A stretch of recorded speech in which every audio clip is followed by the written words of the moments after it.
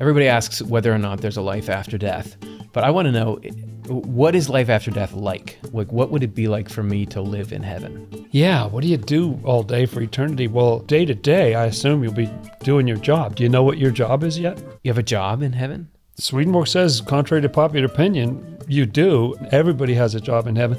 They love their job, and it's one of their chief sources of sustaining joy. Oh, why would you enjoy having a job? Let's take a look. Okay, everybody, welcome to the Swedenborgian Life podcast. So happy to have you here, Dr. Jonathan Rose. So nice to be with you, Curtis. Today we're talking about how heaven's not boring. Not boring. And the reason it's not boring is because you work in heaven. Yeah. You will work and you will be happy. That's true. So according to the scientist and spiritual explorer, who he's not saying anything about the afterlife that many other near-death experiencers haven't said in bits and pieces, but what he gives is this comprehensive, not monotonous, but detailed explanation of just the day-to-day life of heaven. And in there, you find your joy in making a difference. A happy life is an active life. So you have like a career, you have like a job in heaven. That's fascinating. Yeah. And I get that may be hard for some people to hear, because if you've got a job that you really dislike, not that keen on your coworkers, or you're doing something that just does not light you up. I'm not talking about you personally. But our you keep looking at your watch. I get that the idea of that the Bible says that you'll be, free, like no more labors, right? Like you'll get beyond all that. It'll be rest of some kind. So it's like, okay, thankfully I'll get the big vacation in the sky. So the idea that Swedenborg comes in here and says, oh no, you're going to be working.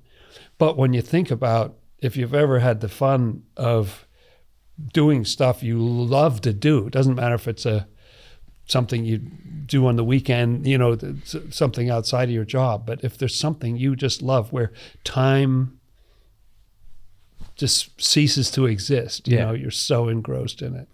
That's what we're not talking about the grind. We're talking about something you love doing and just wake up thinking about it in the morning. Well, let's take a look at, so what is a happy life?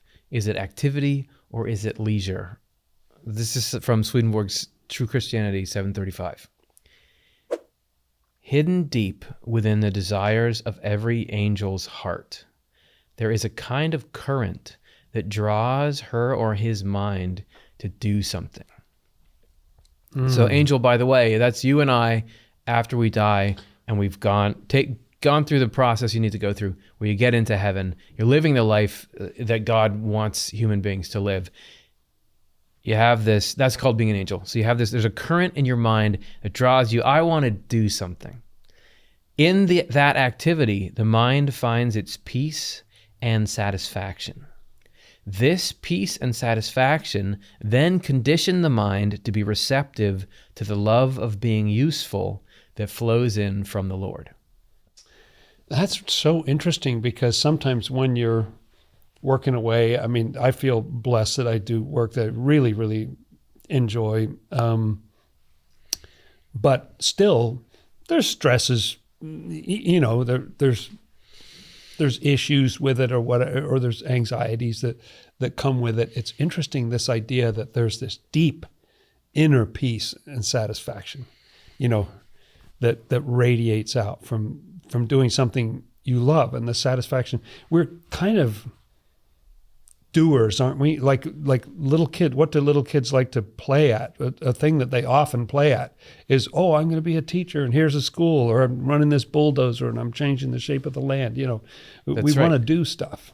Like I have a baby doll, like that. That's if you have a real baby, care for this child. Yeah, that's a lot of work. Yeah. So, but it's like let's do these constructive things. Yeah. In our play, there's this quote that a lot of people turn to for comfort, which is like, I'm not going to be able to quote the entire thing from memory, but this is from the Bible. Come to me, all you who labor and are heavy laden, and I will give you rest. something. My yoke is take my yoke upon me and learn from me, for my yoke is easy and my burden is light. And people say, he's going to give us rest. But then you don't think about the end of that, which says, why are you giving me a yoke? Yes, it's There's easy. still a yoke. Why is there work? Yeah, So, what I was hoping for was a no yoke why situation. are you still yoking me? Look, did God make the world we're in or not? If you're saying that he did, if you're making that concession that this is a world that has been designed as part of the divine design, it includes work. God could have created biological organisms to not need to do any work to survive. Yeah. But everything's, all the plants are working, right? The greatest joy of a plant is to be able to have enough energy to be able to grow and reproduce and bear fruit. That's what a plant lives for. And the animals are all busy doing their animal thing. And that's what we're all about, is some activity that we love and that we learn.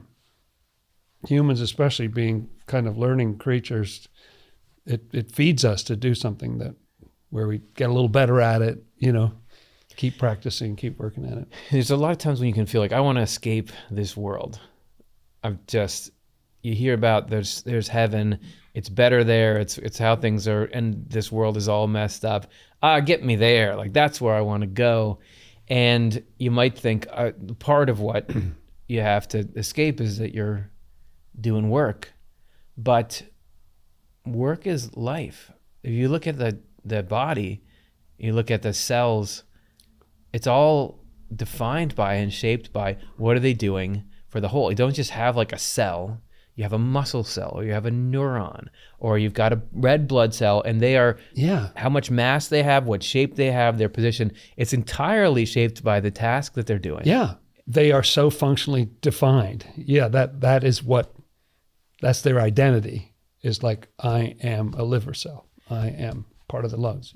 And the whole world was made, this is according to Swedenborg, after he got to meet God face to face. He had this whole encounter with Jesus where Jesus opened his eyes to the spiritual world. He got to go tour there for decades and decades. Really just, it wasn't like, I wish I'd asked another question. Really got to see the whole thing inside and out, and came away from there completely convinced that what's the point of life? Why did God make the world like he made it? Is to make people happy. The divine intent is that everyone should be most profoundly and fully happy. And so this life here is a happiness distribution mechanism, and life has work all through it. So work is meant to be a happiness distribution mechanism. And a piece of the happiness that's occurring to me right now is that because sometimes life in this world wants to put us in boxes, like we just need somebody to run this machine, we just need somebody, just doesn't matter, they're all interchangeable, we'll get somebody else in, we just need somebody to run this machine. But the fact is, what that heavenly happiness type of work is talking about is there's something that you're uniquely designed to be able to accomplish. Nobody else quite does it the way you do it. Yep. And everybody treasures you for the fact that you bring this unique thing, and then you see their contribution, like, I could never do that. It's amazing, like I couldn't do that. Yeah. And so there's a love and respect and an enjoyment of people because of their uniqueness. So this is a big part of it. Yeah, don't confuse your day-to-day experience with what work is for the potential in it. So when he's talking here in this about the angels have something in them that drives them to want to do good things, useful things. And then he says there's this positive feedback loop. This peace and satisfaction then condition the mind to be receptive to the love of being useful that flows in. So as you find peace and satisfaction from doing something good and useful, that opens you up more to love being useful, and that grows and grows and grows. Then he contrasts this with what we would think of as happiness, which is just, you don't have to do anything anymore. The Secrets of Heaven 454. Weekend. Yeah. My mind is on permanent vacation, wishing my condition ain't never gonna go away. The opinion of some is that a life of leisure and being waited on by others constitutes heaven. Oh, yeah. To these, I said that happiness never consists in seeking satisfaction directly from doing nothing. Wow. I mean, it's in one sense very mundane, what we're talking about, but this is the secret of life. That's a secret of life right there. Like there's so much human misery about not understanding this piece, that it's about having something you can do to contribute, however small or large, whatever it is. But yeah, that's a key. It's a secret of life. I always think when we're doing this show, like, guys, is this interesting enough to hook people? Are we talking enough about angels and heaven? And this is the secret of life. And this is you can build an entire happiness mechanism around that. Yeah. To these I say, if it did, then this is commenting on that. If it did, we would inevitably want to take others' happiness for our own. And if everyone did, no one would be happy. It's interesting because it almost privileges the servant position, isn't it? Like, it's kind of natural in this world to sort of think, well, the most important people are the people who are sitting at the table, and then the wait staff and the other, the bus boys and whoever, they're not as important. But Swedenborg's saying, if you just did the leisure thing and were served by other people, and that was your heaven, they're actually having a better time than you are, because that's their work. You're just stuffing your face, basically. Look at and I don't think I really understood this third sentence until we talked about it right here. But if he's saying the opinion of some is a life of leisure and being waited on by others, that's what constitutes heaven. That's the insanity of regarding yourself above other people. Yes. You know what would make me so happy? If I was here and I didn't have to do anything and other people did things for me. Oh, if I had an entourage. But what are those people doing? If you're, by definition, they're not happy, so you're having to take their happiness as like a little supporting beam to your happiness, which is what so many self-centered ego ideas of happiness are. If you think, what's happiness? Well, happiness would be if I was the most successful business person in the world, and I was at the top of my field, top of my game, then I would be really happy. Well, so for you to get your happiness, which is defined by being the best at this thing, or I'm the best in this group or in this company. Yeah. How many people have to not be the best in order to create the thing that is called the best that you occupy? Yes. To make your dreams come true. If my only happiness is I'm the NBA champion, like we win the championship. Well, to get there, you have to have all the other 29 teams that don't win the championship. And you also have to have all the other people who try to get into the NBA and don't. And all the other fans who can't watch but aren't good enough to play. That's a lot of people who can't live the greatest dream so that you can live the greatest dream. Yeah.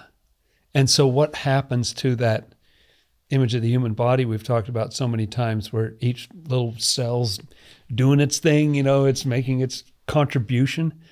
I was amazed. I think years ago you had a show, I think you had Ed Higgins on, and I think he was talking about the brain and the fact that not even the brain, like it's all just autonomous. Like the lungs take what they need from the blood, heart takes what it needs, the organs are just, and the brain takes more than other organs, but it's just, they're kind of nobody's, even the brain is not bossing everybody around in quite the way that you think. You know what I mean? It's not self-oriented. It's not glory-oriented. It's use-oriented. So to us, who we're being sort of self-centered human beings, we just think, all right, who's doing the best in this thing? Who's winning? Which awards can we get in various ways? Whereas the angelic mindset is like, what needs to be done?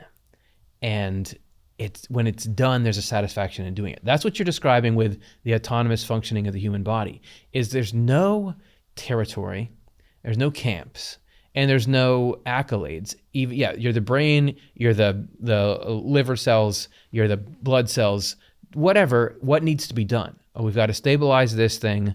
We've got to this is a problem that needs to be addressed. And there's a satisfaction in doing that, because that's the mind of God. That's how God thinks. God is like he's got a lot going on. Like he's pretty good at a lot of things. Yes. Actually infinitely good. You know how many points he could score if he was decided, like, I'm going to be, I'm coming down again. Like I did the Jesus one, but I'm coming down again to play basketball, and I'm going to cream all the record books and stuff. But that's the light shined in the darkness, and the darkness did not comprehend it. He doesn't want that. It doesn't do anything for God to be seen as greater than others. What the divine mind is, and as such, what the template that we're supposed to live in as human beings is I like doing good things. I like particularly identifying a need.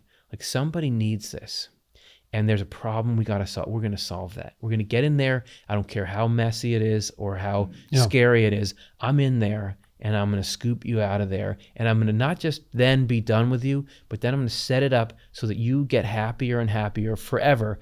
And why does that? Why do I like that? Because I know how that would feel to you, and because I love you. Yeah. That's crazy. We don't think like that. No. Only in like our best moments. Occasionally, when important things snap, and some accidental transcendent moment or something. But that's the way. That is what heaven is, and there ain't no happiness other than that. It's, for some reason, I'm having such a different thought right now than I ever had before about the relationship of the brain to the rest of the body, in the sense that I know some people say, well, just, your body is just sort of the instrument, is the suit that your brain has to wear to get stuff done in the world. You really are your brain, and the body's just helping the brain to exist. There's a whole different way of looking at it that's suddenly striking me now. The brain is nothing but a servant. It lives in the dark. Yeah. It doesn't actually itself see or hear anything. It doesn't experience pain itself, has no pain receptors or whatever. It's just there. I'm just trying to help you, trying to help you see, trying to help you digest, trying to help everybody else. If you took that chain back, so according to Swedenborg, so a materialistic view would say, the brain is, even if it's a servant, it's kind of the thing running the show. Swedenborg would say your brain is just a servant to your will and your intellect, which is the conscious parts of you that feel and think. Yeah. So the brain, everything physical is just responsive to the spiritual reality behind it. But even that, the part of you that thinks and feels, is just responsive to what's flowing in from God. And then God actually is just serving the human race. That's the only thing that he lives to do, is to, be good to human beings, which is how he chose to set it up. So there's nobody. You go back, there's nobody who's living for themselves. It's all for everyone else. Yeah. And the higher you go, quote unquote, up the sort of hierarchy, the more selfless and the wider the effect of this selflessness, to where you get to extreme selflessness in the Lord, just so radical. And selflessness is joy. This quote, last sentence: such a life would not be active but idle, resulting in sluggishness, when, as anyone can see, life holds no joy unless it is active. So we have to establish, this is the way the Swedenborg works. We have to establish, here's the universal principle, here's the E equals MC squared about what human happiness is, what the point of life is. Yeah. Once you have that, which we've just done, then you can extrapolate from that how things work in the afterlife, because they flow out of that. So now we're going to look at some descriptions of the actual afterlife, how angels live, and how it's shaped by this. You know what I'm saying? Yeah. This is Heaven and Hell 389. Everything in the heavens is arranged according to the divine design, which is managed everywhere by the oversight of angels, with the wiser ones tending to matters of the common good or use, and the less wise to the smaller details, and so on. These matters are ranked just as uses are ranked in the divine design. This also means that importance is attributed to each role in keeping with the importance of its use. Angels, however, do not claim any importance for themselves, but ascribe it all to the use. And since the use is the good that it serves, and everything good comes from the Lord, they ascribe it all to the Lord. So it's you might have think when we were talking a second ago about it's all about serving, it's all about serving. So everything is just this blob. In heaven, nobody does anything that's of any more consequence than everyone else.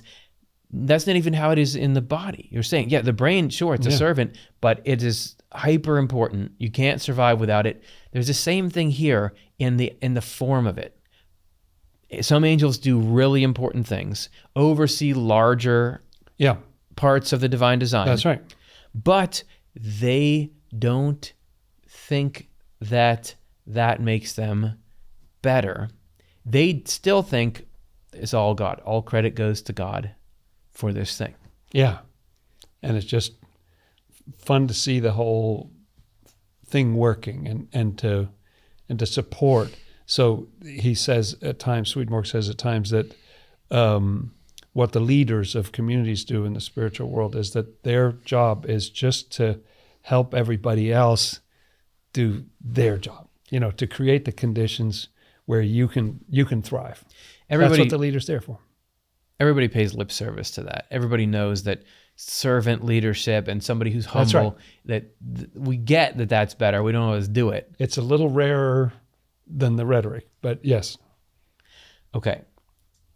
This means that if people think about respect for themselves first and for their use secondarily, instead of for the use first and for themselves secondarily, they cannot hold any office in heaven because they are looking away from the Lord, putting themselves first and their use second. To say use is to mean the Lord as well, since it's just noted, use is something good and good comes from the Lord.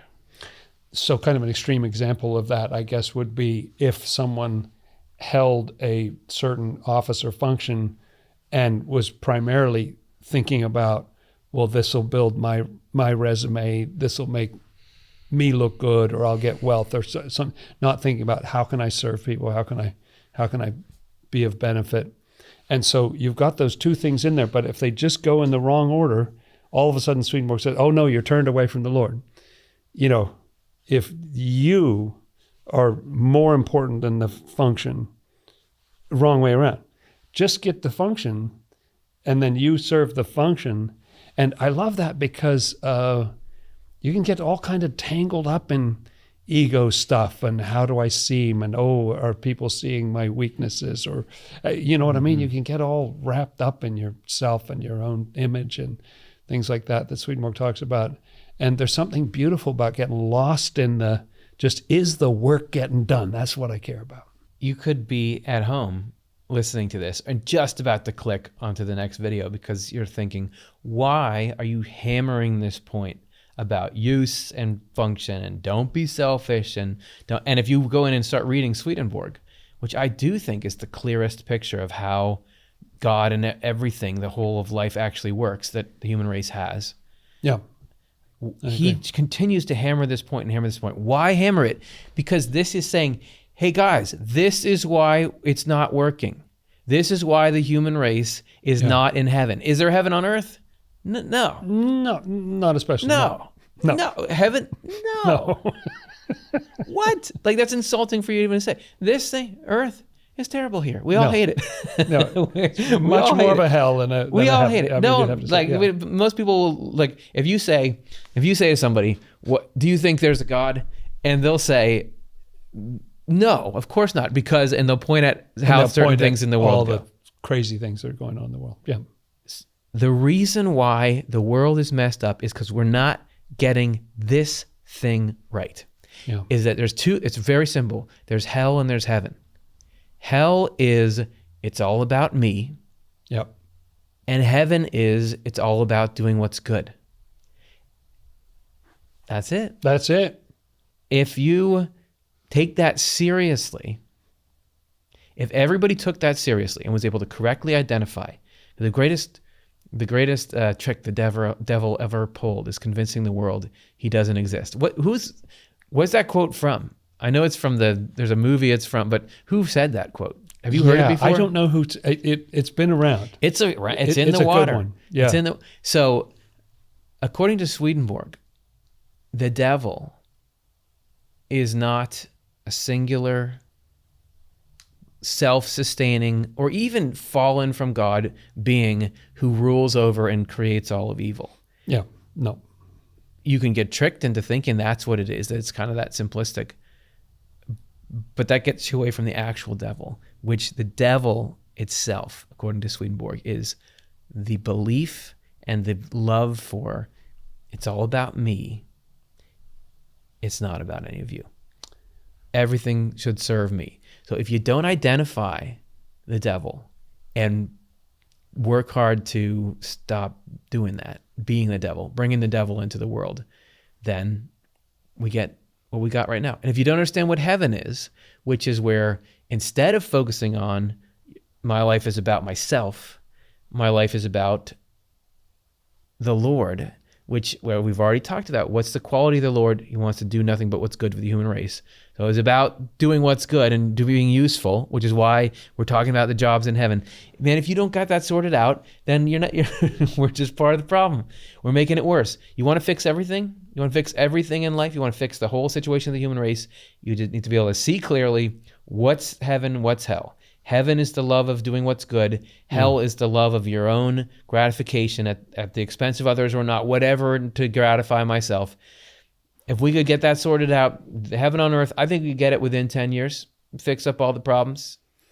It would be amazing, the transformation. There's a great story in Swedenborg's Heaven and Hell where they have, I think of it as a committee. I don't think he uses the word committee.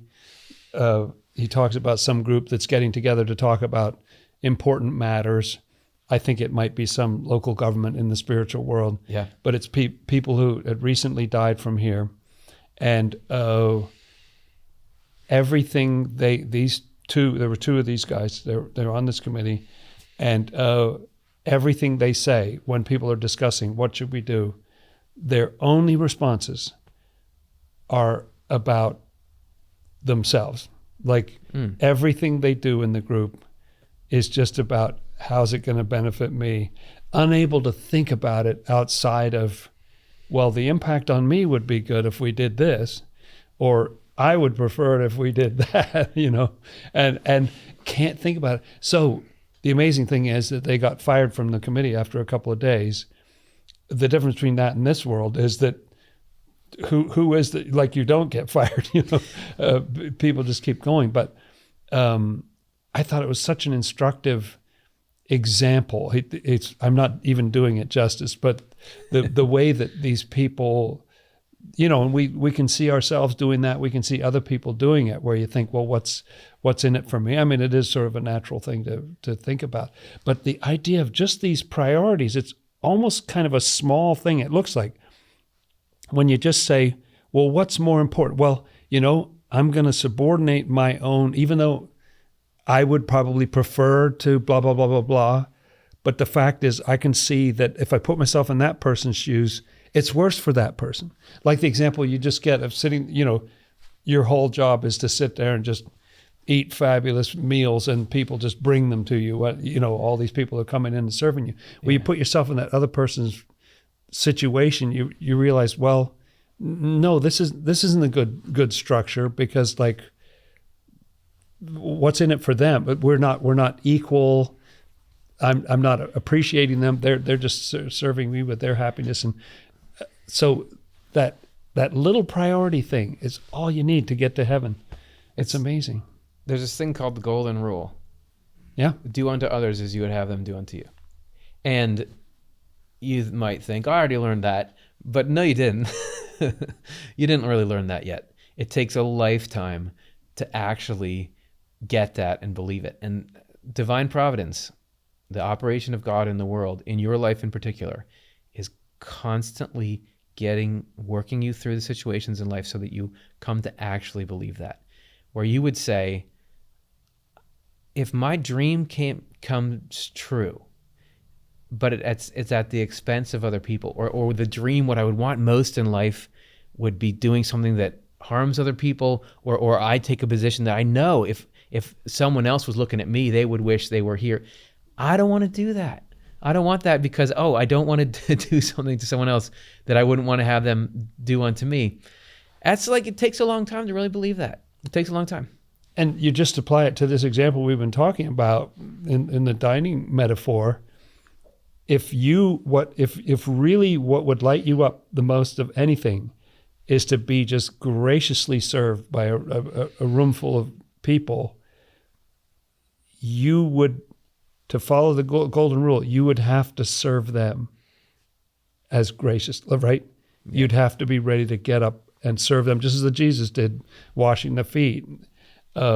You'd have to be ready to be a servant to them. And all of a sudden your whole model of happiness is, well, wait a second, because you're not sitting at the head of the table anymore. You're down there serving, and then it's a more mutual situation. The golden rule just sort of cut through that nonsense and made it better.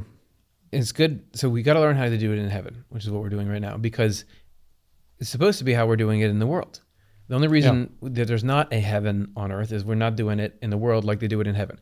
But we don't know how they do it in heaven, so let's get the template here. Okay. He goes on, this enables us to determine what rankings in the heavens are like. Namely, that because this sounds so hierarchical, rankings, like, is this like a nobility thing? Like, you're a baron, you're a count, you're a duke or something. It's funny, you would think, okay, which is it? Is it sort of like right or left? Is it there's a strong hierarchy, or is it no, we're all just people together? We're all together and we're all equal, and yeah. It's actually kind of both. It's like the good aspects of both. This enables us to determine what rankings in the heavens are like.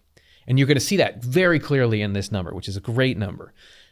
Namely, that we love, value, and respect the functionaries, the way we love, value, and respect the functions that are associated with them.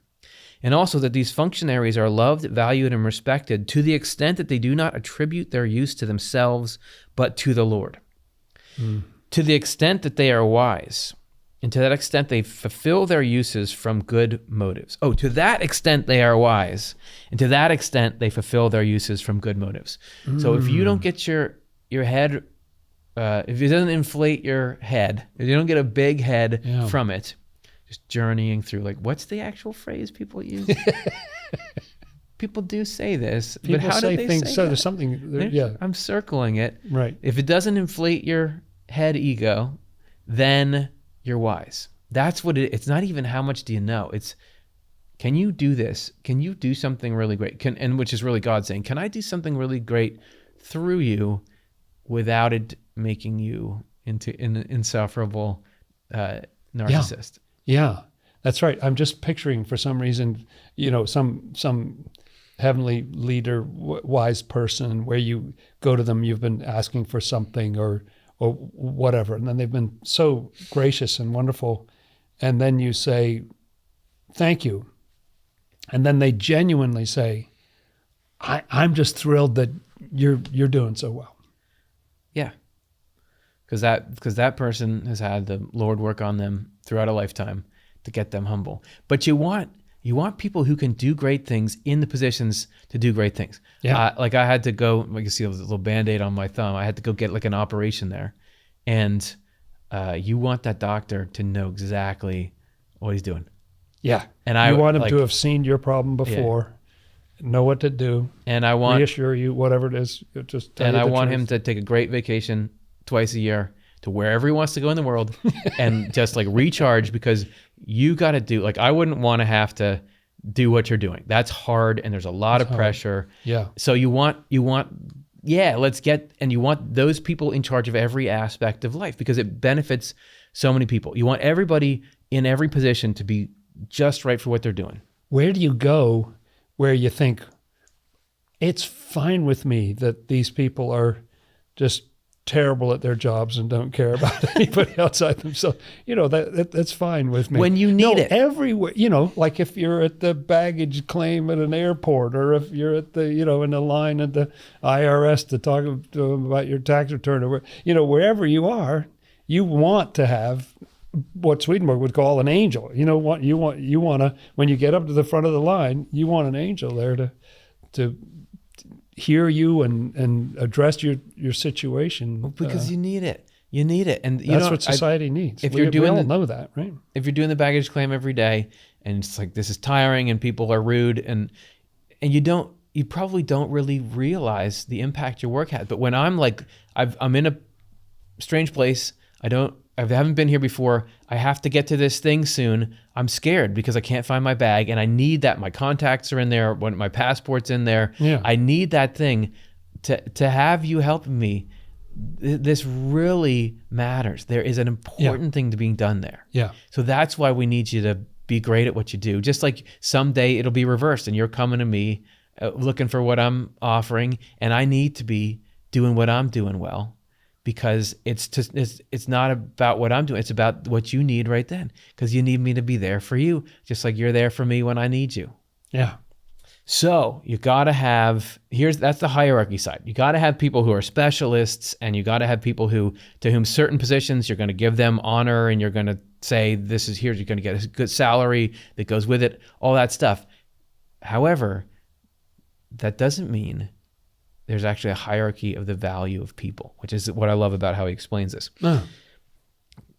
Spiritual love, value, and respect are nothing but love, value, and respect for the use in the role. Respect for the role because of the use, and not for the use because of the role.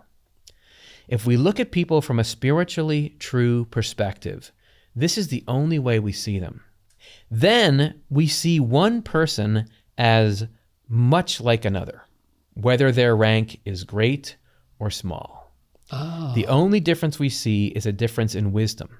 And wisdom is loving use, which means loving the welfare of our fellow citizens, our community, our country, and the church. So I put a little box around that.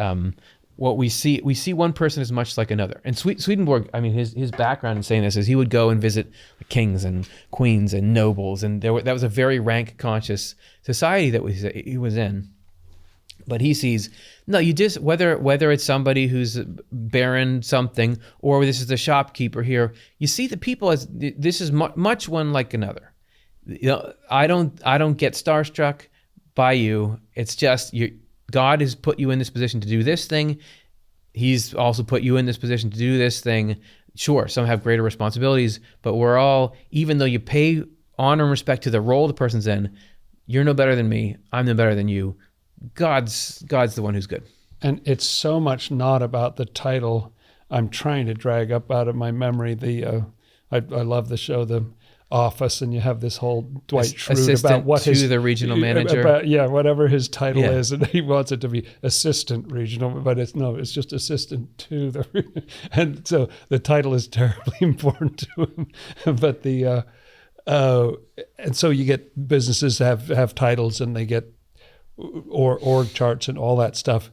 But it's interesting that I've read analyses where actually what the whole thing needs to do is function. And what systems do, systems of people working together, is you figure out who's really effective. Not the title thing. Who actually knows how this thing is done? When you need something done, you figure out that, even though they don't have a title, or they might just be the this or that, that person knows how to do it. They'll do it, or they'll help you do it. And because there's certain functions that need to happen that have nothing to do with the title, or whether you've got the plaque on your desk or on the door, or whatever. It's not about, oh, well, don't you know who I am? I'm the assistant to the. Yeah, because you're not. What you're excited about is the work. The people. There's a hierarchy of importance. The most important thing is the use. It is actual effectiveness. It's serving whatever the people in the human race need. You're serving them in some way. That's what matters. And that's what I heard in all that language, almost dizzying for a while. Where he's talking about the use and the role and the use and the role. But I think that's what he's talking about, like the title as opposed to actually effective. Sometimes it's somebody who doesn't even work there, but they will, you're in a grocery store, and somebody else will just say, they keep them around the back, Yeah. the employees are no help, but this other person in the produce aisle can tell you how to get your problem solved. It's 100% dizzying. It's Swedenborg. So the use and the role versus the role and the use. Even as I was reading that, I can hear the sound of people clicking away. Yeah, that's and right. There goes those clicks. They're watching something. But once you metabolize it, once you understand what he's talking about, it's just so clear. It's just such common sense. So we understand the importance of being useful, and then we understand here's how the attitude towards being useful that permeates heaven. Because where we're going to get to by the end of this is you're being made happy by the work you're doing. It's a huge thing. How much of the unhappiness in work is all the people's egos and stuff? Oh, so much. Yeah. All the sort of stuff that goes on in the workplace, like you come up with a great idea, but your boss cares about their reputation. So they will say it was their idea. Say that. And I told you that before we got on camera. I'm just kidding. I didn't really. Yes. So there's that.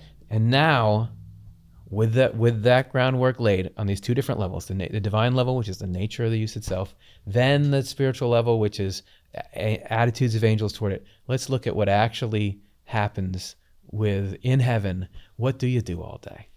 Hey, do you want the message in this video to reach the world?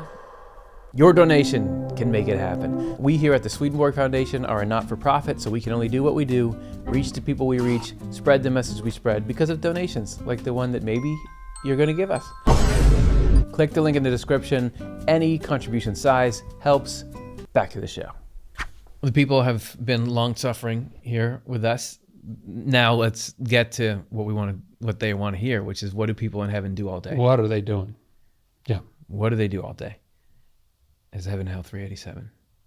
We know why they do it. We know how they feel about it. What do they do? What are they actually doing? Yeah. There is no way to list all the functions that people have in the heavens. The end. Goodbye. Thank you for tuning in. Or to describe them in detail. Though it is possible to say something on the subject in general terms, they are innumerable and vary depending on the roles of the communities as well. In fact, each community plays a unique role, since the communities differ depending on their virtues and therefore on their function. This is because virtues for everyone in the heavens are virtues in act, which are functions. Everyone there does something specifically useful, for the Lord's kingdom is a kingdom of uses. That's cool. So what I hear in there is that it's community based, for one thing. Like you might go to this community and it functions this way and you have these positions in it. This one's different. Yeah. And what that whole community is doing for everybody else differs quite a bit. So I was thinking, you could have some group that's just so compassionate. It's so good at the love thing. And then you get some other group that's really wise and insightful and other people who just, like, if you want something done, give it to them. They'll do it like a rhino. They're going to go in there and get that done. How are human beings supposed to live? In what way are we supposed to gather in civilization? You're supposed to, in the divine design, you live in communities. Elsewhere in his writings, Swedenborg will say some people do live alone and they're doing something there. But in general, that's right. So if you don't like people, okay, we can figure out something for you. In general, and they have the outreach to more communities. That can be quite good. Yeah. Okay, now that our lawyers wanted us to say that. Yeah, that's right. In general, you live in communities with people, but the communities are not just people who are around you. You're all doing something constructive together. Communities formed around use.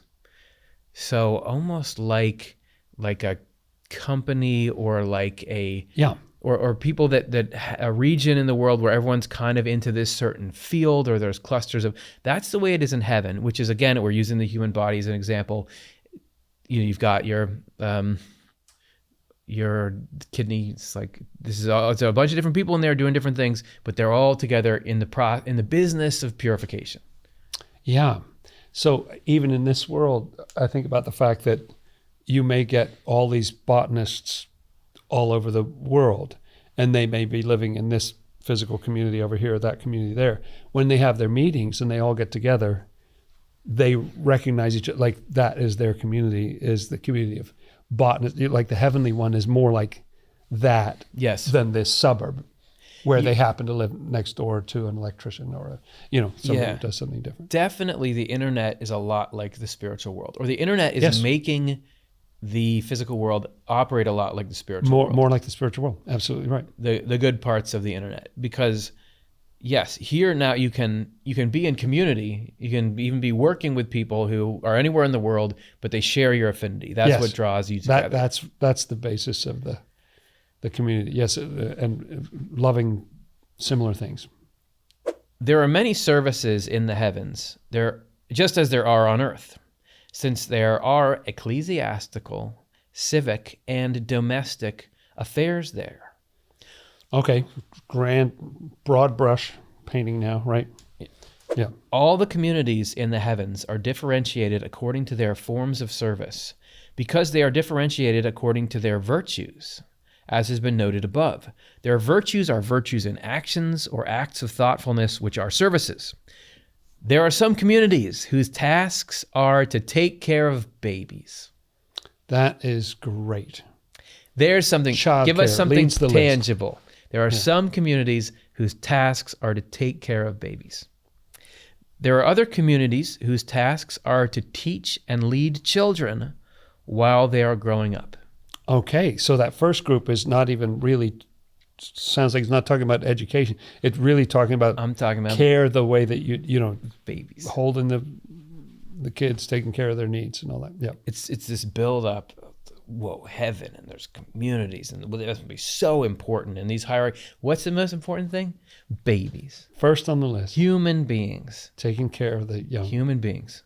That is what God cares about. Don't get it twisted. Don't get confused that there's something else. That human beings, caring for human beings.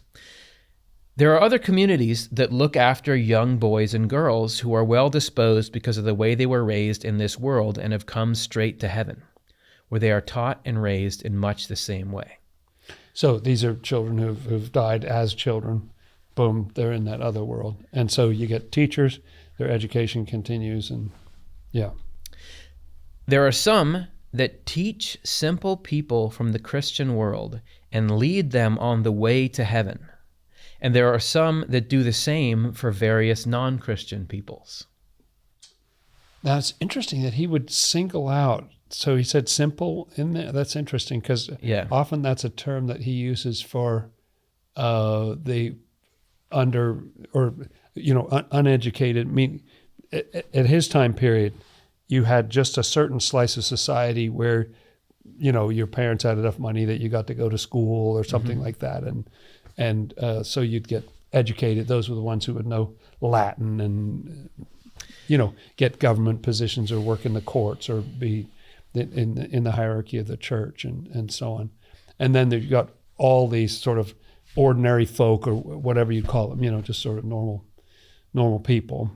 So interesting that's a whole category. It's like working with those people. That's one of those functions. That's great. Swedenborg, coming from a very educated upper class background, is pretty high on those simple people. Yes. Because I think what he found in the afterlife is the more conceited you are and the more sure of yourself, the harder it is to teach you anything. Yes. Whereas as simple... And you do more damage too because people listen to you because you have an authority. No reference to this show, but So I would think that people, what he would call simple people coming in from the Christian world or from the non-Christian world, there's communities that are specifically suited to teaching those people because generally they're teachable.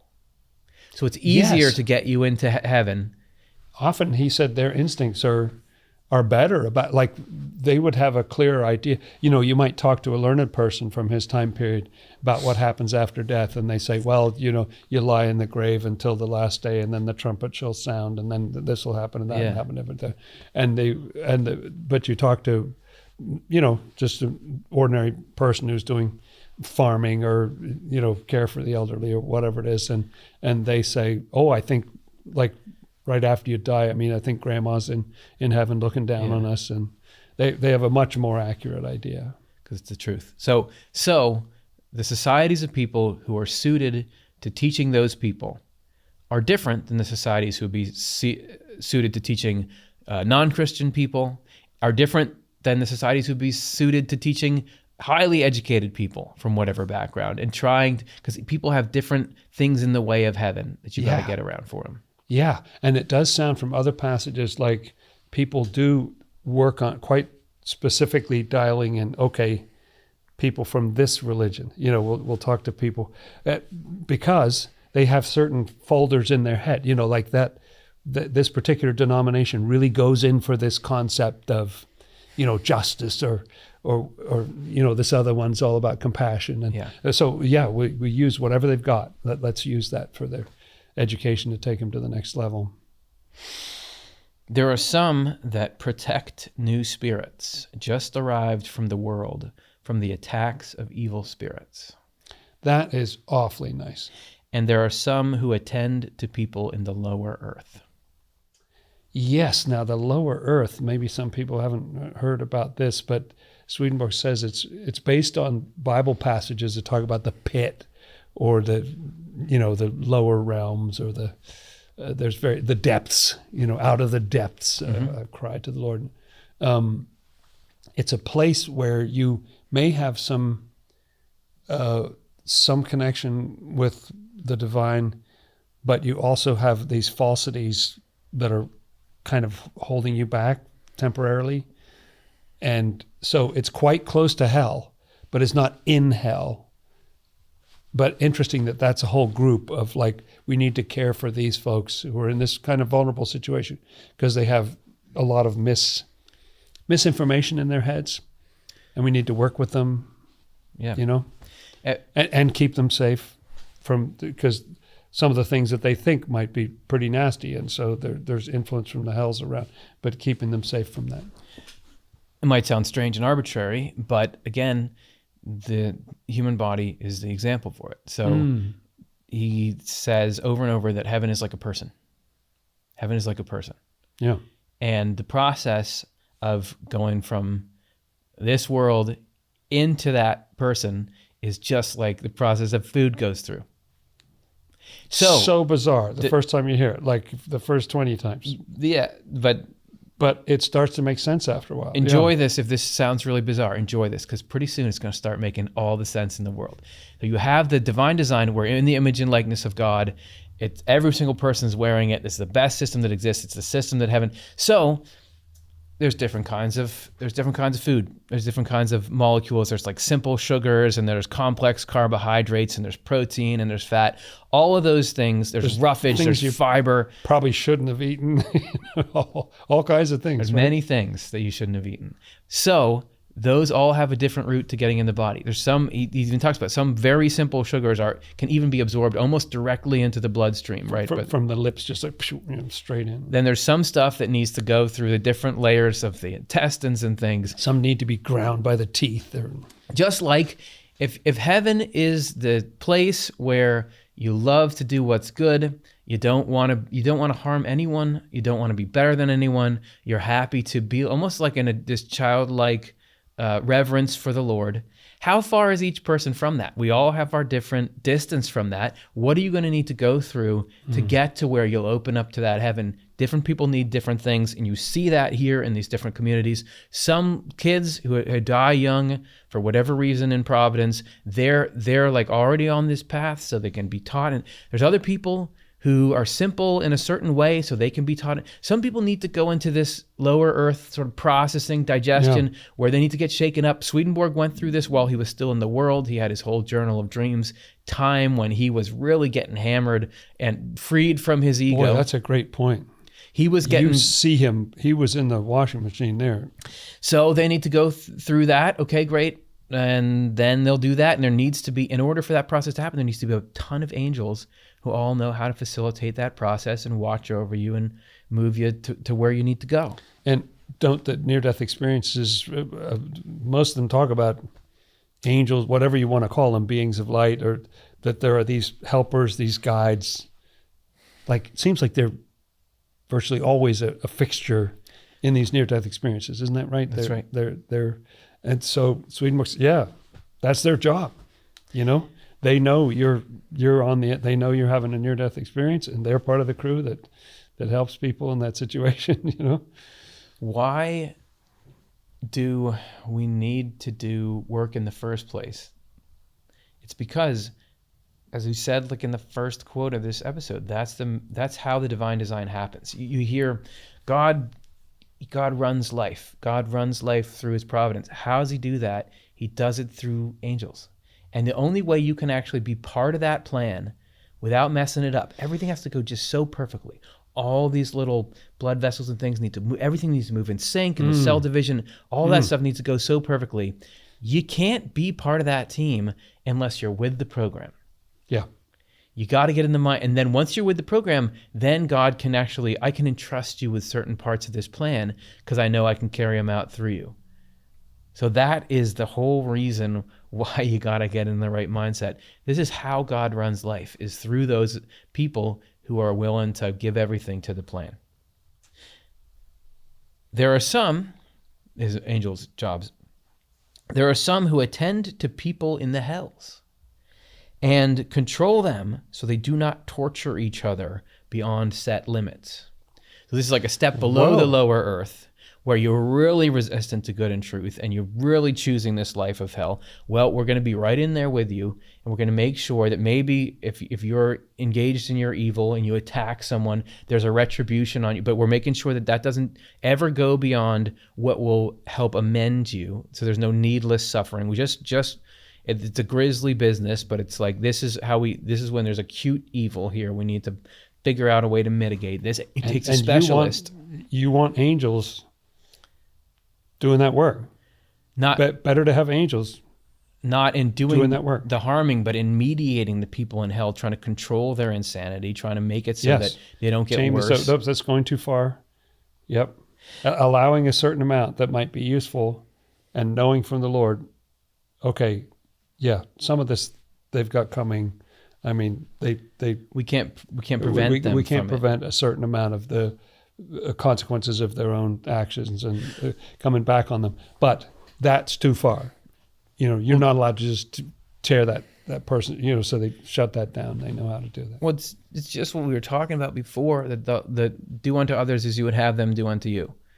You can get to a point if you really embrace this crazy I matter and you don't, to where you would gladly, steal people's livelihood to get that money, and not even though that leaves them wounded and destitute. Not worry a bit about that. Yeah. There's all manner of things in which you'd start to be willing to do to other people. How are you ever going to get to that golden rule of do unto others as you would have them, unless you come to understand, if you won't listen to anything else, you've got to understand how this feels. You've got to experience that happening to you to wake you up out of this thing. I imagine the angels who are working with those evil spirits don't even feel like you're completely different from me. They know their own evil nature, you know? Right. They relate. I've been in the same place, you know, kind of thing. Yep. You know, and they're humble servants are like, hey, that's not right. I know he can be pretty awful sometimes, but he does not deserve that much. Give him a break. In heaven, you regard one person as much like another person. Yeah. So you're not, even if this person happens to be this really important angel who is deep into heaven, is really full of love and just so wise and is in charge of important things and looks great, you don't think that person's better than this person, because you know the truth, which is like this person is the handiwork of God. All credit for what that person's doing goes to God. Yes. That person themselves doesn't see them as better than anyone else. They see like, this is, oh man, I can't believe God is doing this through me, that he was able to pull this off. So it is with anybody who chooses the life of hell. Angels, who are just people who were open to God's prodding to become good, they don't see the people in hell as like, these are some bad alien thing.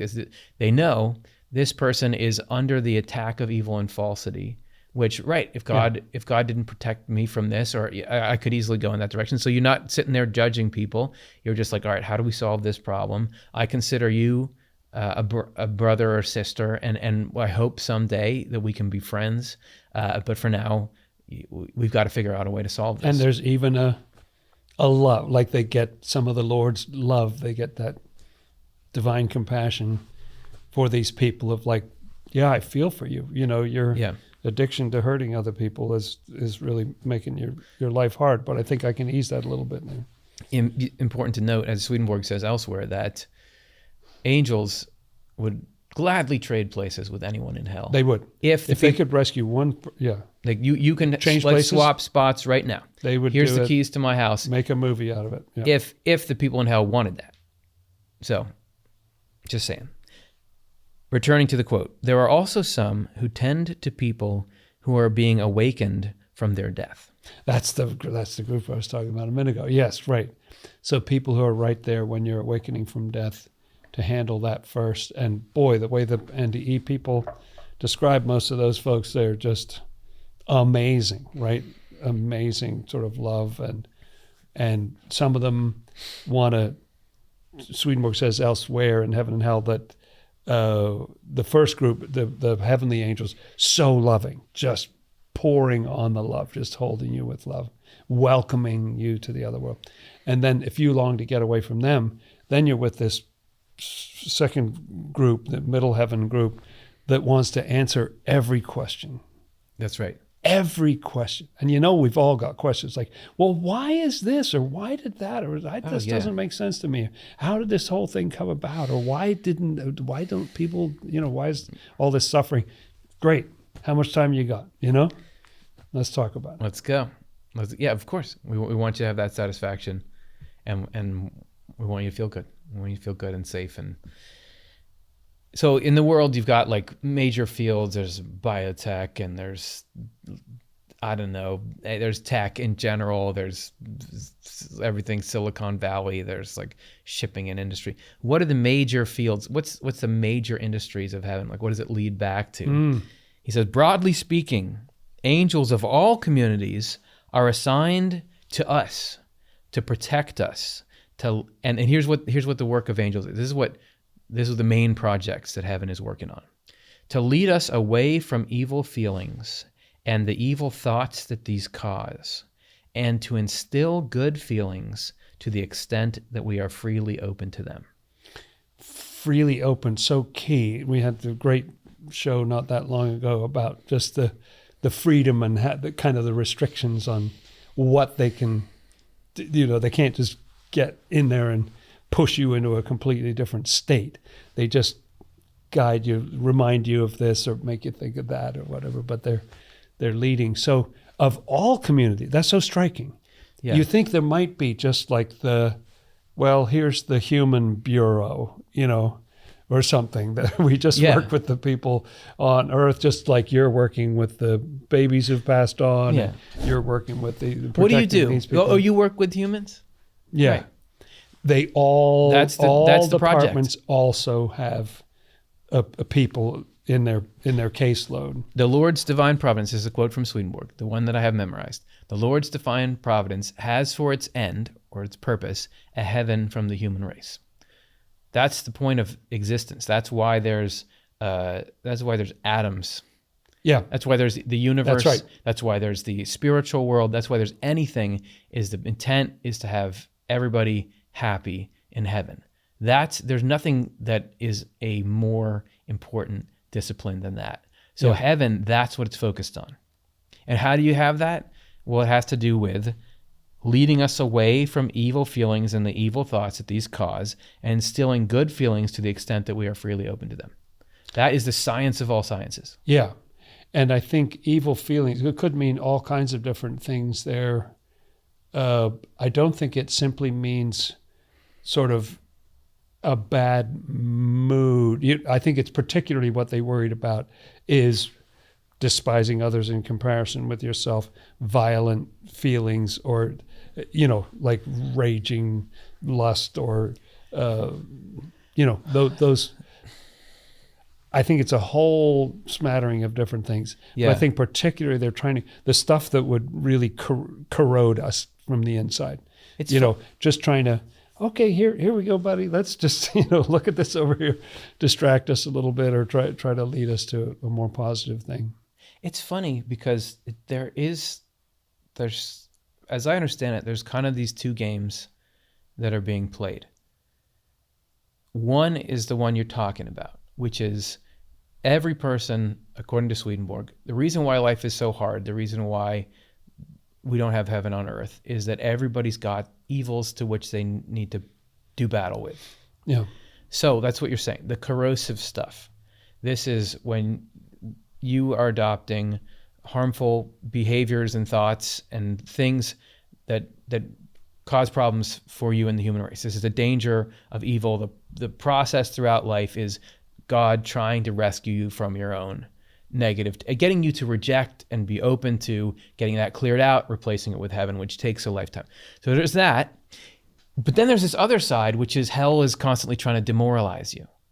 So it's not only trying to get you to enjoy evil, but it's trying to get you to be afraid and in despair and make you miserable. Especially if you show kind of promise, like if there's a decency developing in you or something like that, we gotta get that, and so let's discourage you, let's make you feel terrible about yourself. Yeah, because when he'll describe spiritual crises, which he says are these important periods of growth, and in them he says that evil spirits call up all the false thoughts you have and negative feelings and try to attack you and make you miserable. Whereas angels will defend you, even defend the false things in you. They're trying to calm you down. They'll use the truths in your mind to comfort you.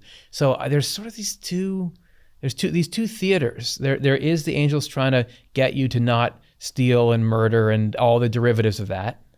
Yes. But there's also the hope versus hopelessness game, which is all throughout the Bible. You look at the Psalms, it's just like, help me, I'm in this state of like, would you comfort me, please?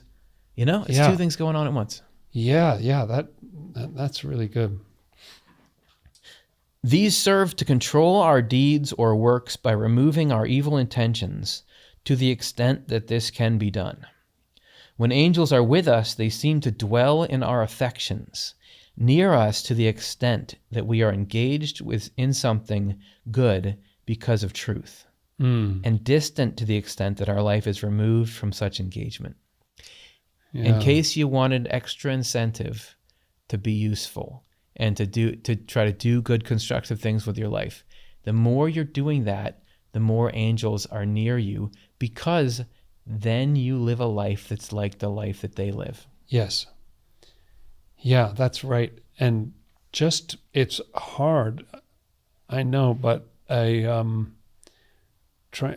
big thing in my life was trying to identify a purpose. Like I spent a lot of time not knowing, like, I don't know what I'm doing. I don't know what I'm doing with my life. But identifying a few things that I cared about, certain kinds of suffering that go on in the human race. I thought, I don't know how to help that, but if I could help that, I would want to help that. And identifying certain goals, and then at a certain point coming to the point of realizing, wow, I think Swedenborg's like the best medicine for this. I'm going to get behind this. This is good. I think this can do the things that I want to see happen in the human race. Yeah, I feel... And so I feel miserable when I feel like I've failed, which is a lot of the time, and I feel good when I feel like something succeeded or somebody benefited and all that. But it really kept me out of a lot of trouble and focused my time and energy, on useful things, because I care about that goal.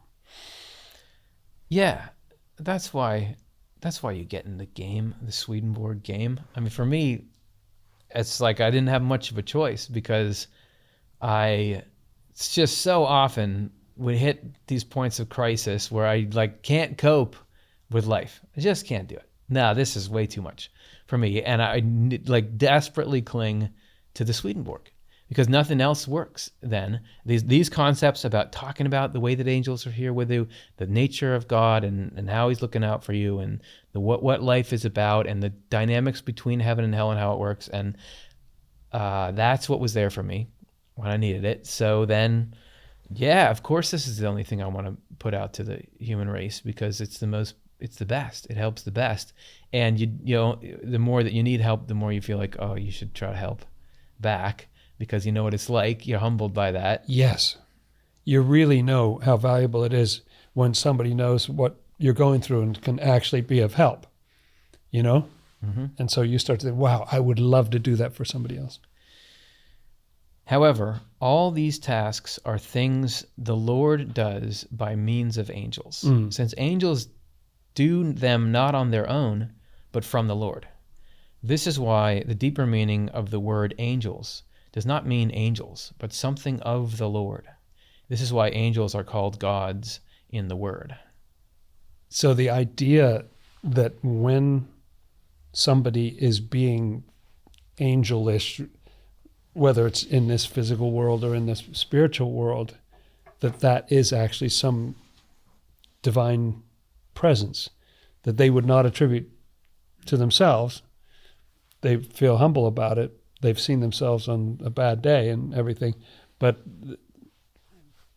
channeling that in some sense or whatever word you'd use, you know, that there's some divine presence that's helping them be that merciful thing, that useful thing, whatever, confronting thing, whatever it is that's making a difference. If we're going to stick with basketball as the analogy for all of life, which we might as well.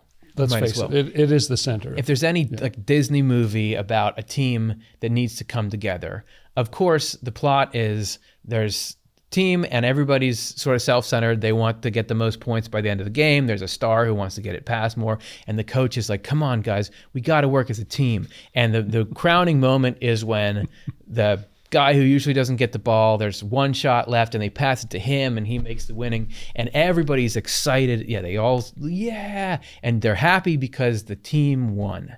Not because they don't care anymore about who got the stats. They're happy because the team won. That is what heaven is. You're happy because the team won. When the team is the human race and winning is the salvation of the human race. Yeah. And so the characteristics of somebody who's really a team player is it's like, who's going to be able to make the shot in the end? And you know what? Let's get them the ball. And you know what the heaven thing is everybody saying is, we want the ball in the hands of God. Yeah. Because he's really going to make this shot. He is so good. And I would never dream of like, you're supposed to swing the ball around the top of the key, like pass it to me, I'll pass it to you because God's open in the corner. I would never dream of like, I'm sitting here with this defender in my face. I'm going to take this. Get it to God. We're going to win the game. That's what heaven is, and that's why angels are like, no, get me out of the way. I'm going to swing it to God. I'm absolutely. He's going to work through me. Like I'm in. I'm on the floor. 100%. Put me in any situation you want. But what I'm excited about is we can win this game. We can win the game. If we get the ball in God's hands, I'm getting the ball in God's hands, man. Here you go. Chest pass to God, bounce pass to God. That's what heaven is. And seeing the Lord do it again. Wow. The Lord knows how to win in this type of game and that type of game and even different sports and like absolutely amazing. Absolutely worthy of our worship and love. And the funny thing is that it's true to say that while he's the one who can win the game, if he didn't have us as teammates, he cannot win the game. If we don't buy in to working in the divine design, if we choose hell, we can absolutely thwart his plans because he doesn't want anybody doing the hell thing or causing anyone misery. So we really gotta play. It's not just like just get God on the floor. All of us don't even show up to the arena. We got to be in there, or else we can stymie the will of God. Sometimes I've been thinking lately, I have no idea why, about the sun shining and that it's shining out into space. It shines in all directions equally, like all directions, equally, just blasting out this stuff. Most of it through absolutely frozen, empty reaches of space. But you got this one little piece of dirt here called the planet Earth, and it's all lit up and it's all warm and it's full of life and it's going, oh yeah, we get it, you know, and is responsive to what the sun is putting out everywhere equally. But the response, I think, makes the sun happy, right? Yeah. Like, I think you guys, that's what I'm trying to do. Yeah. Warmth, life, a whole community, a beautiful world. Thanks for catching the pass. Yeah. These are general categories of angels' activities, but each individual has her or his own specific contribution to make. This is because every general service is made up of countless elements that are called mediate or subservient or supporting services. All of these are arranged and ranked according to the divine design, and taken together they make up and complete an overarching function that is the common good. The people in heaven who are involved in church affairs are the ones who loved the word in the world and looked for truths in it with lively interest, not for the sake of eminence or profit, but for the service of their own life and the lives of others. So wait, he suddenly shifted there into how do you get those jobs? So if you're in that line of work, this was what you loved while you were in this. So yeah, that's interesting. What's the career track for heaven? Right. And just there, and I think he repeats this with the next couple of categories, it doesn't even talk about how good are you at your job. It's what's your attitude toward your job. So here, people, what do you care about, right? It's not like if he's talking about someone who's like a preacher in the world, it's not who gave the best sermon, who had the largest congregation, who did the most to grow the church or something like that. But it is, you're looking into love the word. So you love the word. So you love it. Do you care about it? Actually love and it. you look for the truths in it with lively interest, but why? Not for the sake of eminence or profit, but for the service of their own life and the lives of others. That's the qualifications. That's like having Harvard and Yale on your resume, a 4.0 GPA. Is I love the word, and I love looking in it because I know there's things in there that will improve my life and will improve the life of people I share with. That's what puts you on the track to doing that thing in the afterlife. Amazing. And that may or may not have to do with being in any kind of specific ordained ministry or something in this world. I mean, that's sort of available to all kinds of different, if that's what you love, great. In proportion to their love and eagerness for service, they are enlightened there and are in the light of wisdom, attaining it because the word in the heavens, which is not natural the way it is in the world, but spiritual. So what enlightens you? It's not hours of study. I'm sure that stuff matters, but what it is your love and eagerness for service. You got to have, it's cultural fit first. In heaven, it's cultural fit first. Yes, that's right. You can always get on the job training or whatever, but there's certain characteristics that to get in the door. The people who are involved in civic affairs are the ones who loved their country and its welfare more than their own, who behaved honestly and fairly out of a love for what is honest and fair. To the extent that they sought out laws of justice because of the urging of this love, and thereby became discerning, they enjoy the ability to fill governing offices in heaven. Yeah, and so it's not like they did no prep in this world to get there, but the most important thing is what you love and care about, and the way that you do it. Like, is it just? Is it fair? Is this going to be good for everybody? Not just like, oh, my family or my, it's like, is this good for everybody? What about this population? What about that population? And it said they are the ones who loved their country and its welfare more than their own. Yes. That's it. Yeah. You want a job in the government in heaven? Here's what you got to Yep. do. Here's what you got to have accomplished. You got to care about the job and what you're doing for the people more than you care about what's in it for you. That's it. You want to do it? Great. All you got to do is care about what the actual job is more than you care about what you get out of it. Sure, you get something out of it. You got to sustain yourself or whatever, but it does not matter as much. That's not what drives you as much as doing the actual thing you're supposed to do. So it is with church stuff in heaven. You care about the thing it's supposed to do more than you care about yourself. That's the formula. That's the magic formula that would make the human race in a moment transform into heaven. Do you care about the thing you're meant to do more than you care about your own honor, reputation, esteem, power, wealth? The thing that's driving me, not that those other things can't in certain situations line up, and not that you don't have Maslow's hierarchy of needs. Yeah, sure.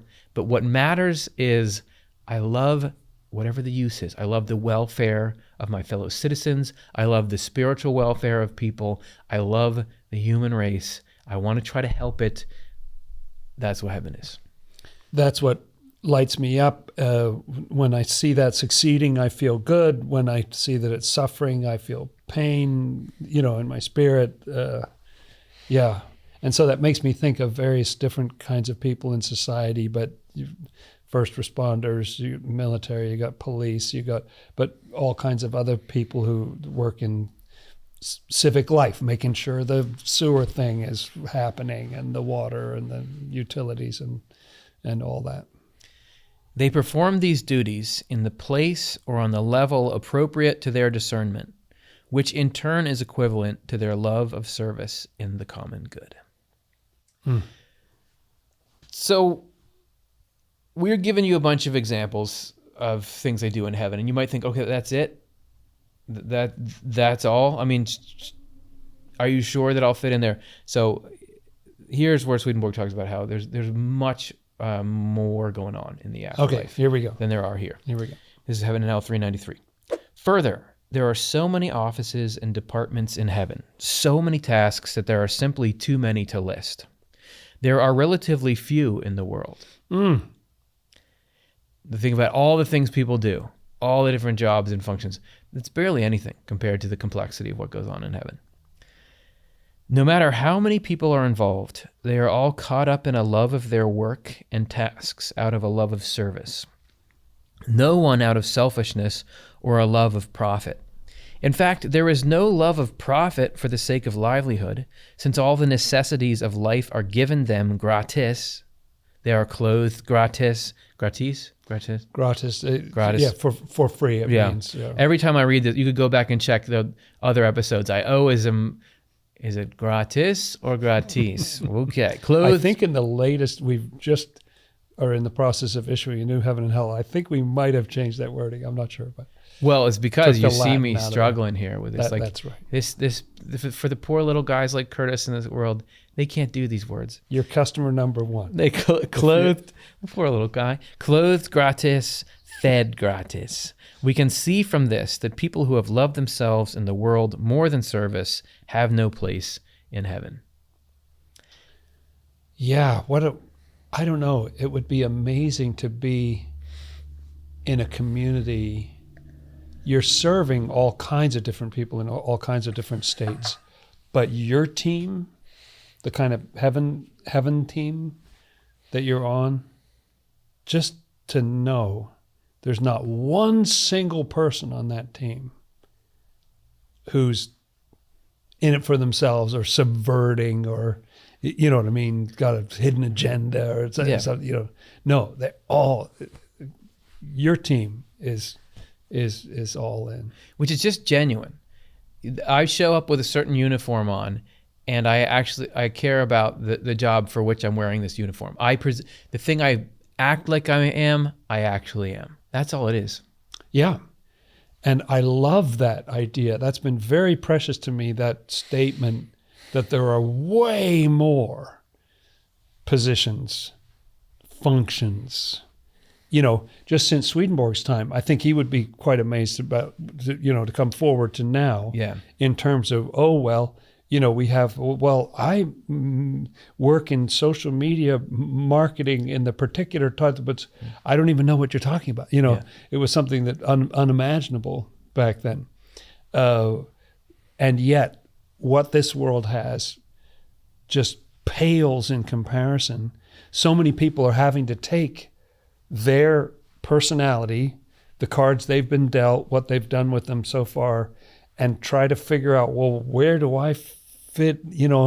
I'm kind of not exactly that, but I'm not exactly this. And, okay, I guess I'll do this for a while, and then that leads to another opportunity. But the fit is not always great, And it's so satisfying to me to think there is a world that we're going to be in soon where there's a place for everybody, And this not just happens to be, all right, we'll fit you in somewhere. No. Swedenborg says elsewhere, the heart of I providence. mean, here's a mop. You can do the back. I didn't really think about you when I was making the heart of providence. That what every moment is geared toward is preparing us for our particular place in heaven and for the use that we'll be doing there.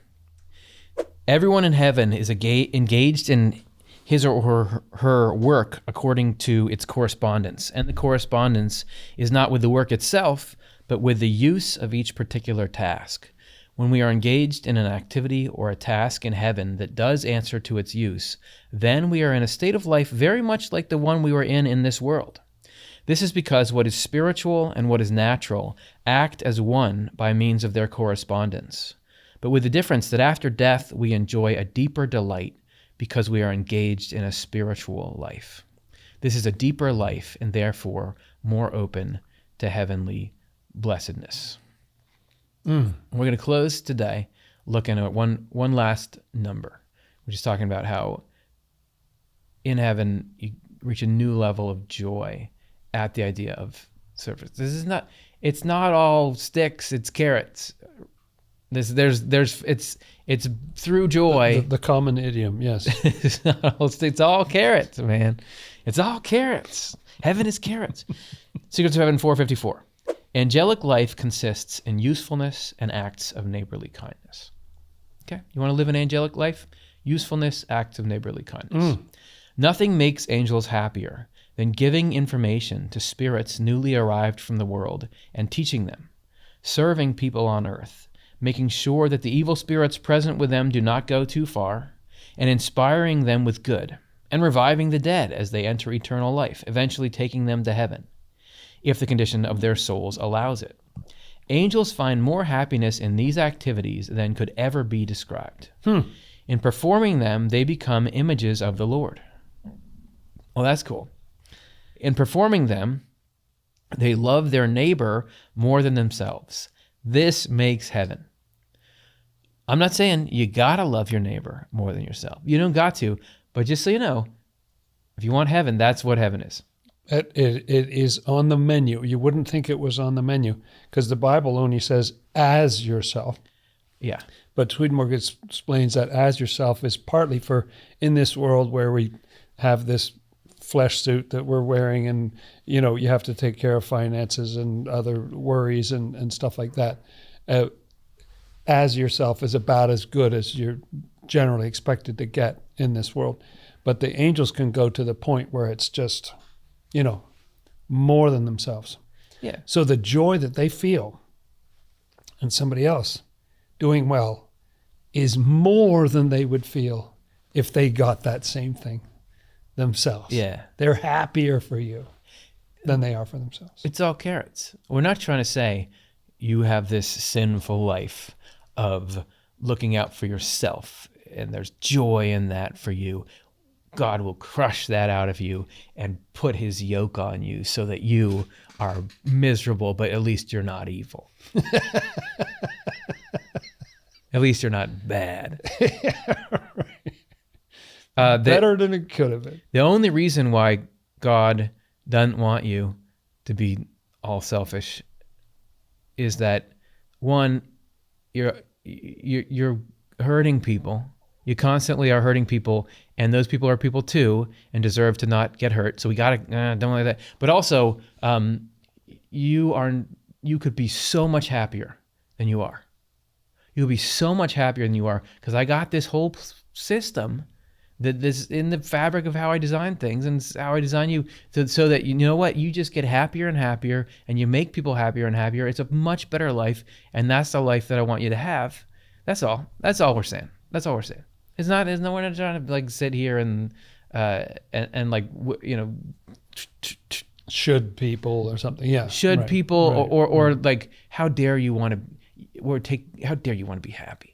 How you're so bad, you shouldn't be happy. No, you should. You do not deserve it. You're the only reason we're even trying to like knock on the only reason God's like knocking on our door saying, I open the door and I'll come in is because he's saying, by the way, I see what you got there. If you want to keep it, you can, and I'm going to give you everything good that you can have.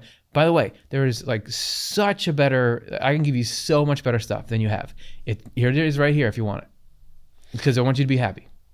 And the Lord has structured it in such a way that there's like a lot of how the divine runs the universe is to have this, what I think of as glucose, it's like delight, and just put delight over here, a special kind of delight that you can't get anywhere else in this usefulness, the satisfaction, the great moments of your life. And even in this crazy, dark world, I think you can feel sometimes that you get just a little, like you get a little happy. Sometimes when you do something good, you feel an extraordinary, unexpected happiness, like a bird. So sometimes, for 3 or 4 hours, you're just sort of like bulletproof and, you feel great. I think it's just a little sugar there to, this is, you're doing the right thing. Yoke is easy and my burden is light. Usefulness, that is, the good that comes of love and charity, is accordingly the substance, the source, and the measure of the angel's happiness. When I had finished saying these things, remember, this is the continuation of the number we read back in the very beginning, where Swedenborg is saying, some people think that heaven is just being lazy and having other people serve you. Getting waited on. So he's telling this stuff in this number to spirits in the afterlife who thought that that's what heaven was. He's playing the role of one of those teaching angels, isn't he? Like they've just arrived and he's saying, hey, here's how this works. And he's doing a great little job there. Probably enjoying doing it.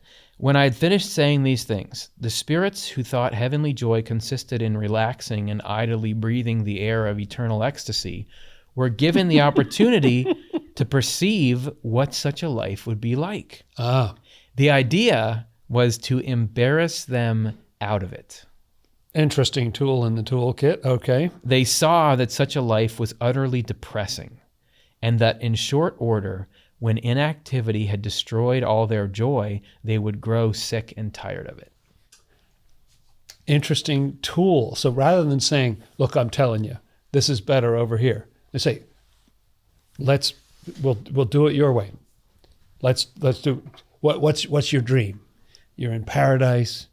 You got all this beauty around you, and you just get to have just the physical pleasure and relaxation of a warm, wonderful sunny afternoon in a gorgeous spot. Stay at a resort. Quaffing fresh fruit juices. And they'll give you a massage. They'll give you like those little hot stones. Yeah. But this is just what we were talking about. So look at the methodology here and the intent. So this has got to be, according to Swedenborg's framework that he says he saw from just the reality of how things are, the way that it works is there's God, and God works through people to bring people into the design of heaven. So what we're saying is God is not looking at you and saying, do you measure up to what I want or not? Are you good or bad? But he's saying you have things in you that are preventing you from happiness. And what I need to do is whatever it takes to get those things out of you. You got a splinter. Yes, it may be that I have to go in there with a little needle that may hurt, but then the splinter's out and you can begin to heal. These spirits had a splinter in their brain, which was that they think that happiness is idleness and being waited on by other people. The problem is it's not what happiness is. And when you have that idea of happiness in your head, you can't go and participate in the actual happiness, which is working to do something good. So Swedenborg is saying, you behave differently toward people, right? Like what you're doing, the choices that you make, and your expectation. So here you are dead. Oh, I finally died. Here I am. Okay, where's the waiter? So Swedenborg is like, I'm going to embarrass you. I'm going to show you something that embarrasses you, which is how silly your idea is. But in that sentence, it says, embarrass them out of it. Yeah. Yes, even that, God doesn't even want you to feel embarrassed for a minute. That's not what, think about like not trying to be cruel. No. Think about like a mom holding a teeny baby. You don't even want them to feel cold for a second. No. That's the way that God looks at us. So it would never just for the sake of it or callously like, you're being stupid now. Shape up and be worthy of being Here's how your dumb idea worked out. However, if it's to get the splinter out, if a baby has a splinter, we got to get the splinter out. Yeah. So I'm going to embarrass you out of this idea because you have to go through this experience, but by the end of it, that's going to be out of you. And we're going to be able to then put the right idea of heaven in you, and that's going to make you happier. So we're going to have to go through it.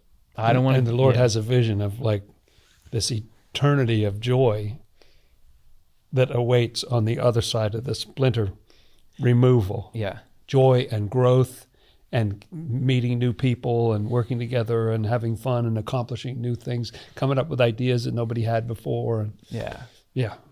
So perhaps watching this show felt like getting a splinter removed the entire time. But hopefully the concepts in it end up bringing you joy. Thanks everybody for sticking with us. Thanks for a great conversation, Dr. Rose. That was great, Curtis. I always love it. See you everyone next time. Thanks for watching or listening to Swedenborgian Life.